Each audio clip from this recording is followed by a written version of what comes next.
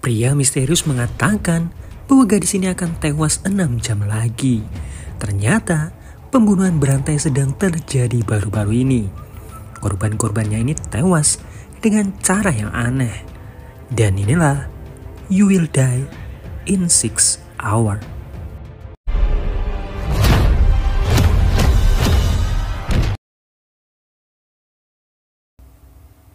Seorang wanita bernama Jong Yun berjalan di tengah keramaian. Dari seberang ada pria yang terus menatapnya. Ketika lampu lalu lintasnya berubah hijau, pria itu mendekati Jong Yun dan mengatakan bahwa dia akan tewas 6 jam lagi. Flashback ke masa lalu, Jong Yun ini bekerja di jasa pengiriman paket. Nah, dia juga bekerja sambilan di sebuah minimarket, di mana Jong ini berteman dengan seorang detektif bernama Park. Hari itu adalah hari ulang tahunnya Jung, jadi Jung meminta Park untuk mentraktirnya. Jung ini bekerja sangat keras. Dia pernah kabur dari rumah ibunya karena merasa di sana dia hidup bak di neraka. Jung hanya ingin hidupnya berubah jadi lebih baik, tapi semua itu tidak mudah. Selesai bekerja, Jung mengirimkan pesan ke temannya untuk bertemu. Sehari-harinya, Jung ini menyemangati hidupnya yang penuh dengan perjuangan agar dia tidak menyerah dan tetap hidup. Kembali ke masa sekarang, pria misterius itu menghampiri Jong Yun dan memperhatikannya. Pria itu bilang bahwa Jung akan mati 6 jam lagi. Jung merasa aneh, dia tidak mengenal pria itu, tapi dari mana dia bisa berbicara seperti itu? Pria misterius itu bilang dia melihat kematiannya Jong Yun. Jong Yun merasa ini semua cuma omong kosong, jadi dia pamit karena buru-buru ingin menemui temannya. Tapi pria itu bilang bahwa Jong Yun tidak akan menemui temannya itu. Jung pun mengabaikan perkataan pria misterius itu dan tetap pergi menemui temannya. Tapi ternyata temannya ini ada janji untuk nonton dengan pacarnya, jadi dia tidak bisa bertemu dengan Jong Yun. Jung lalu kembali dan pria misterius ini menyelamatkan Jung karena hampir tertabrak di persimpangan. Jung bilang seharusnya pria itu tidak menyelamatkannya. Toh dia tadi juga bilang bahwa malam ini Jung juga akan tewas. Tapi pria itu justru senang jika tadi Jung ini mati, karena artinya prediksinya salah. Karena selama ini dia tidak pernah salah. Hal itu terbukti saat tadi pria itu bilang bahwa Jung tidak akan menemui temannya. Pria itu juga bilang dia bisa melihat takdir orang lain. 5 jam 49 menit lagi, Jung akan tewas karena ditusuk oleh seorang pria. Jung meminta pria itu untuk tidak mengganggunya lagi atau dia akan menelpon polisi. Pria itu bersikeras bahwa dia melihat masa depan dari Jung. Di tempat berbeda, kepolisian menemukan jasad seorang wanita bernama Kim Hye-ji berusia 23 tahun yang tewas karena ditikam. Perkiraan kematiannya antara jam 11 malam sampai jam 2 pagi. Senjata dari pembunuhnya tidak ditemukan di TKP. Diduga pelakunya ini melakukan aksinya di tempat lain dan membuang jasadnya Hye-ji ini di sana. Nah, ponselnya Hye-ji ini diperiksa dan ditemukan rekaman seorang pria yang mengatakan bahwa Hye-ji sebentar lagi akan tewas. Saat penyelidikan kasusnya Hye-ji ini, ternyata ada korban lain. Dia adalah Soyeon. Sebelum kematiannya, ada seorang lelaki yang tidak dikenal yang mengirimkan surat ancaman pembunuhan. Surat itu bertuliskan bahwa Soyeon akan mati 8 jam lagi. Kembali ke Jung, dia menanyakan apakah ini semua hanya permainan atau mereka sedang syuting drama. Pria itu bilang bahwa dari dulu dia bisa melihat masa depan siapapun jika dia mau. Jung pun bertanya bagaimana dan siapa yang menusuknya. Pria itu tidak tahu siapa orangnya, tapi yang jelas Jung nantinya akan ditusuk di bagian dada. Jung juga bertanya bagaimana dia tahu bahwa 6 jam lagi Jung ini akan tewas. Pria itu melihat dari jam tangan dan baju yang digunakan Jung sama dengan hari ini. Jung belum sepenuhnya percaya, jadi dia pamit untuk pergi. Tapi pria itu sekali lagi meyakinkan bahwa apa yang dia lihat tidak pernah salah. Jung memintanya untuk membuktikan perkataan itu. Di tempat berbeda, polisi masih mencoba melihat petunjuk-petunjuk yang mereka temukan tentang kasus pembunuhan berantai ini. Cuma karena kurangnya petunjuk, mereka menemui jalan buntu. Salah satu penyelidik punya ide untuk mencari tahu dari orang yang mengirimkan surat ancaman dan juga orang yang menguntit korban. Ada kemungkinan dua orang ini adalah orang yang sama. Nah, di korban kedua ini sebenarnya ada dua panggilan sebelum kematiannya. Cuma panggilan itu dilakukan lewat telepon umum dan anehnya tidak ada CCTV di sana. Seolah hal ini sudah direncanakan dengan matang. Cuma salah satu penyidik menemukan rekaman dashboard mobil pada kasus kematiannya Kim Ye-ji. Dan saat ini rekaman tersebut sedang diperiksa. Sebelum pergi, ketua penyidik meminta seluruh anak buahnya untuk mencari petunjuk lain. Kembali ke Jung, pria itu cerita bahwa 11 bulan yang lalu dia melihat masa depan seorang wanita yang ditangkap dan dimasukkan ke dalam bagasi. Pria itu juga coba untuk memperingatkannya, tapi wanita itu tidak mempercayainya. Nah, bulan lalu pria ini juga melihat masa depan wanita lain yang sedang disekap di sebuah pabrik. Wanita itu lalu ditikam sampai dia tewas. Pria ini tidak tahu di mana dan kapan pastinya kejadian itu akan terjadi, jadi dia tidak bisa membantu. Perlahan, Jung mulai mempercayai ucapan pria itu. Tapi tiba-tiba, Jung ingat bahwa dulu temannya pernah diuntit seseorang. Jung lalu menelpon temannya dan meminta alamat si penguntit. Dia ingin memeriksa sesuatu, tapi temannya ini melarang Jung karena hal itu terlalu berbahaya. Cuma, Jung memaksa. Temannya pun setuju, tapi Jung diminta untuk tidak ke sana sendiri. Nah, Jung ini selalu dibuntuti oleh pria misterius ini. Jung lalu menelpon detektif Park dan membatalkan pertemuan mereka karena dia ada sedikit urusan. Di jalan, temannya memberikan alamat si penguntit. Ternyata tadi, Jung sempat bertanya ke pria misterius ini, apakah dia bisa mengubah masa depan. Pria ini menjawab tidak, tapi jika dia jadi Jung, dia akan mencari siapa pembunuhnya. Nah, Jung ini bilang ke pria misterius ini bahwa beberapa hari ini ada orang yang terus menguntitnya. Jadi jika Jung akan dibunuh, dia yakin bahwa pelakunya adalah pria yang menguntitnya ini. Pria misterius ini lalu memperkenalkan dirinya, dia adalah Park Junwo. Jung pun cerita bahwa dulu Jung pernah bekerja di sebuah klub. Dia dibayar untuk berkencan dengan seorang pria selama 3 jam. Karena sangat butuh uang, Jung pun melakukannya. Selesai berkencan, kadang pria itu juga sering memberikannya hadiah. Jung juga pernah memberikan gantungan kunci boneka untuk pria itu. Selama kencan, pria itu hanya diam dan tidak pernah meminta hal yang aneh. Sementara itu, rekannya detektif Park mengingatkannya tentang kasus penangkapan pemilik klub prostitusi yang pernah ditanganinya. Nah, kedua korban itu ternyata juga pernah bekerja di klub tersebut.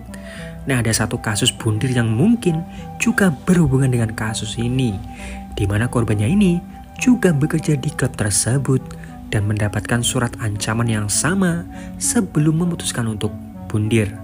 Ketua polisi melimpahkan kasus ini ke detektif Park. Nah, setelah mereka pergi, ketua polisi ini menghapus sebuah aplikasi di HP-nya.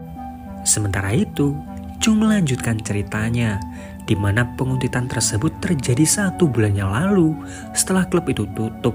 Surat dan beberapa paket milik Jung menghilang dan dia juga sering mendapatkan telepon misterius di malam hari. Jung sebenarnya sempat melaporkan hal ini ke polisi, tapi karena kurangnya bukti, polisi tidak melanjutkan penyelidikannya. Junwo berpikir mungkin pelakunya adalah orang lain, orang yang pernah kencan juga dengan Jung. Jung sendiri juga tidak tahu karena klub itu tidak memberikan informasi pribadi ke pelanggannya. Klub juga melarang mereka bertemu secara pribadi. Jadi Jung yakin bahwa orangnya adalah pria yang sering memakai jasanya untuk berkencan itu. Kembali ke detektif Park, rekannya ini kesal karena di kasus ini dia yang sangat berkontribusi mencari petunjuk, tapi kenapa dia malah didepak dari kasus ini dan kasusnya jadi dilimpahkan ke detektif Park. Park meminta rekannya ini untuk tidak terlalu memikirkan hal itu. Ketua polisi pasti punya alasan khusus. Kembali ke Jung, setahun yang lalu, klubnya ini ketahuan mempekerjakan anak di bawah umur, jadi Jung dimintai keterangan. Nah, kasus ini dulunya diselidiki oleh Detektif Park. Itulah alasan Jung ini mengenal Detektif Park. Jung di sini tidak tahu siapa saja yang bekerja di sana. Dia hanya mengikuti arahan sesuai aplikasi untuk bertemu dengan klien-kliennya. Park merasa Jung ini tidak pantas melakukan pekerjaan seperti ini.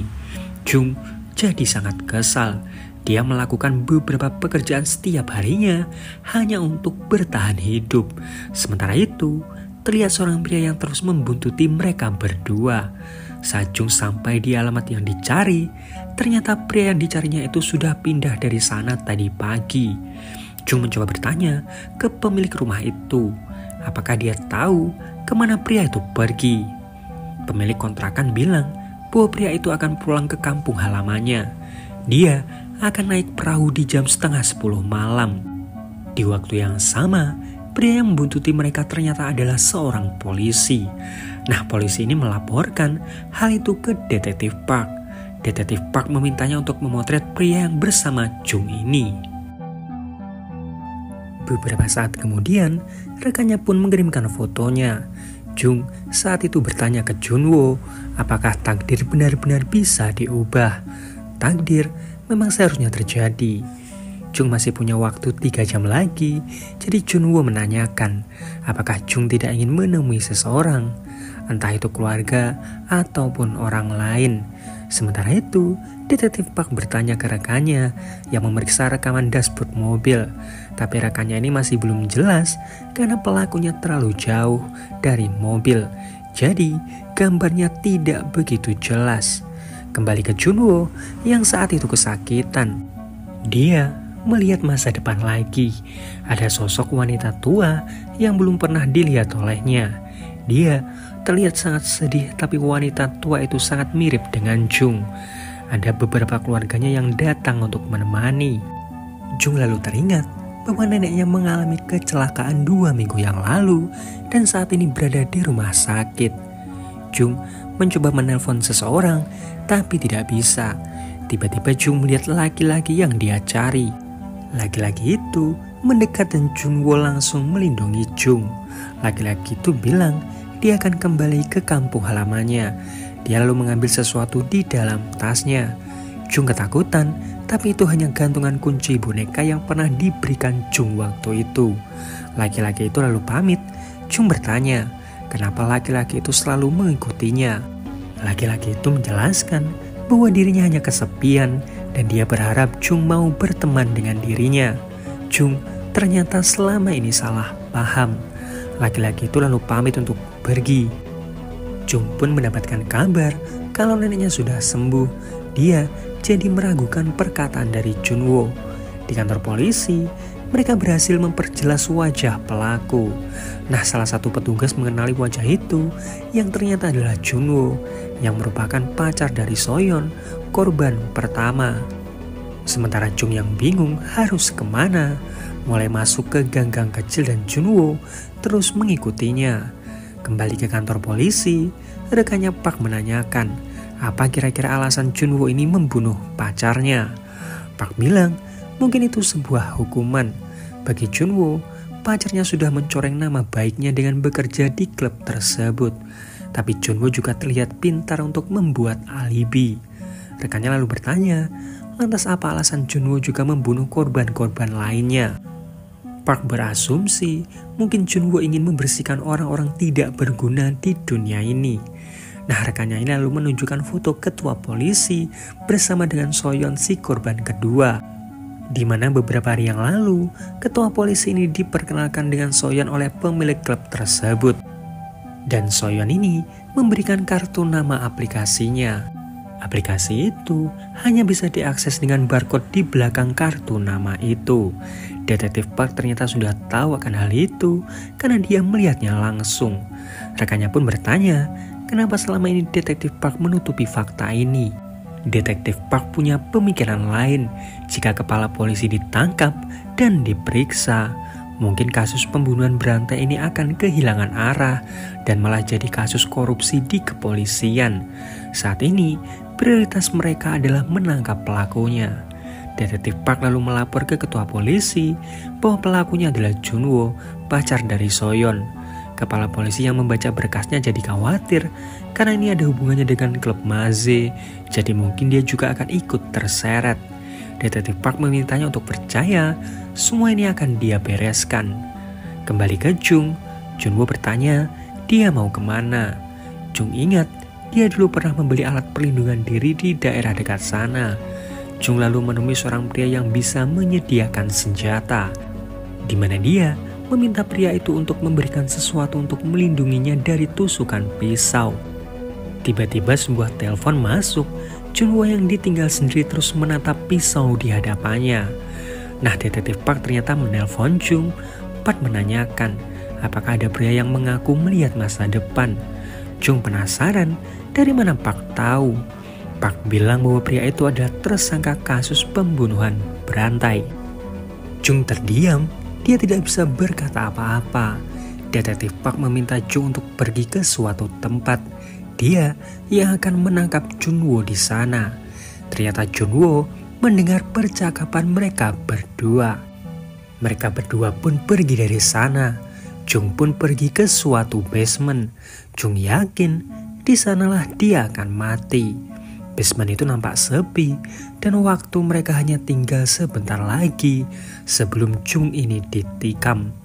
Jung tidak melihat pria lain di sekitar sana kecuali Junwo. Nah, petugas yang membuntuti Jung ini tiba-tiba ditelepon oleh ketua polisi yang memintanya untuk kembali ke kantor dan menyerahkan kasus ini ke Detektif Park. Ternyata Detektif Park yang menemukan lokasinya Junwo ini tidak dilaporkan ke rekan-rekannya yang lain. Saat ini, Detektif Park bergegas menuju ke sana. Waktu sisa 11 menit lagi, Jung terlihat sangat bingung. Dia ketakutan, tapi Park tidak juga datang. Melihat Jung yang terus saja gelisah, Junwo mengatakan bahwa tidak ada yang mempercayai ucapannya. Junwo mendekati Jung. Dia tahu Jung tadi menelpon seseorang dan setelah itu dia mulai tidak mempercayainya. Jadi Junwo penasaran siapa sebenarnya orang yang menelpon Jung tadi. Jung ketakutan, tapi Junwo mengingatkan bahwa waktunya sisa 3 menit lagi. Jung mencoba kabur, tapi dia malah terjatuh. Junwo mencoba membantu, tapi Jung menolak. Junwo memohon agar Jung mempercayainya. Detektif Park lalu datang dan menodongkan senjatanya. Junwo lalu mengeluarkan pisau yang baru saja dia beli. Park memintanya untuk membuang pisau itu, tapi Junwo menolak. Dia hanya ingin melindungi Jung dari si pembunuh. Park mengatakan justru Junwo lah pembunuhnya. Dia berkata bohong agar Jung percaya dan menggiringnya ke sana. Itu jugalah yang dilakukan Junwo selama ini ke para korban-korbannya. Junwo lalu melihat tato di tangan kanannya Detektif Park. Nah, Junwo lalu sadar bahwa pembunuhnya adalah Detektif Park sendiri. Junwo sangat marah dan mencoba menyerang Park, tapi Park langsung menembaknya. Park langsung mendekati Jung yang saat itu shock. Jam menunjukkan tepat jam 12 malam dan inilah waktunya Jung ini ditusuk. Jung ketakutan dan Park mengambil pisau milik Junwo. Park bilang dia sudah menyiapkan kado ulang tahun spesial untuk Jung. Sikap Park mulai berubah, dia malah yang terlihat seperti seorang psikopat. Jung lalu menanyakan apa alasan Park membunuh korban-korbannya ini. Park mengakui perbuatannya. Dia melakukan hal itu dengan alasan untuk menghukum orang-orang yang menurutnya sampah. Nah, sekarang giliran Jung ini untuk dihukum. Park lalu menusuk dadanya Jung. Junwo bangkit dan langsung menyerang Park. Park berusaha meraih pisau dan langsung dihentikan oleh Junwo. Junwo bertanya kenapa Park membunuh pacarnya. Jung berteriak meminta Junwo untuk berhenti karena jika diteruskan Junwo malah yang akan membunuh Park. Polisi lalu datang dan Junwoo dibawa oleh polisi. Jung pun menunjukkan rekaman pengakuan dari Park. Junwoo akhirnya dibebaskan. Jung berterima kasih ke Junwoo karena sudah menyelamatkannya. Esok harinya, Junwoo cerita bahwa setahun yang lalu pacarnya ini tewas. Junwoo sebenarnya melihat takdir masa depan pacarnya ini, tapi dia tidak tahu kapan dan di mana pacarnya ini akan tewas. Jadi Junwoo tidak bisa berbuat apa-apa. Nah, saat pemakamannya, Junwoo ini melihat masa depan teman pacarnya ini. Junwoo sebenarnya menceritakan penglihatannya ini ke mereka, tapi mereka tidak ada yang mempercayainya. 3 wanita tersebut pun akhirnya tewas. Nah, Junwoo ini sadar bahwa ketiganya bekerja di klub Maze. Jadi jika dia mengikuti salah satu dari pekerja itu, dia mungkin akan menemukan pembunuhnya. Itulah alasan Junwoo ini terus saja mengikuti Jung. Untungnya, Jung menggunakan jam jadi dia bisa tahu kapan Jung ini akan dibunuh. Merasa urusannya sudah selesai, Junwoo langsung pergi dari sana. Tapi suatu hari, tanpa sengaja, mereka bertemu lagi di persimpangan. Junwoo bilang bahwa nenek tua yang dia lihat waktu itu adalah Jung. Jadi Jung akan berumur sangat panjang sampai menua. Jung akan mati 60 tahun lagi. Dan film pun berakhir. Nah, itu tadi alur cerita film You Will Die in 6 Hours. Seperti biasa, like kalau kalian suka, dislike kalau enggak, subscribe kalau belum. Sampai jumpa di video yang lain. Daejung.